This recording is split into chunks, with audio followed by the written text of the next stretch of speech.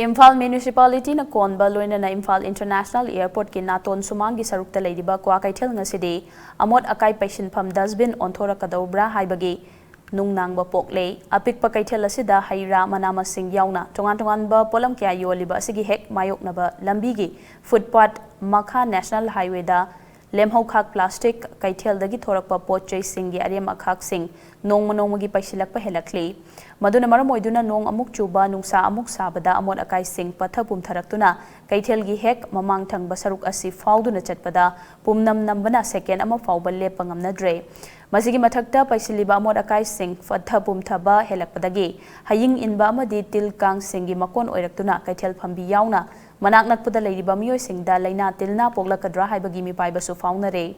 amaromda amot akaina paisillega leiriba mafam masida lambida machoi leiriba sa san singna amuk changsinduna fata haudi machinjak safam oirakpa loinana sa san sing aduna amanga soi toksinba yaurakpa asine phiba masina Kwakeithel mayai chabukta achauba dustbin ama sagatpaga pangkhak oire kaithel asida mosiliba sigi matangda pot leiba yauna Thabak amagidama Kaithel asi Phaoduna lakpa miyoi singna asumna fongdorakli.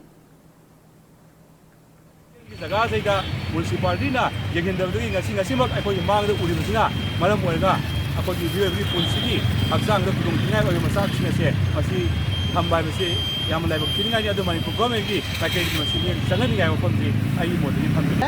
ari samsinya tawriba mong sinjong ase khoi lenga na honorable CM na ni sambiduna hariba akogi lambi sida Kwakeithel gi bazar gi lambi sida tari phato di sinsi khadalan taru tanana thambada honorable CM na miyang changbi haina apil tawjari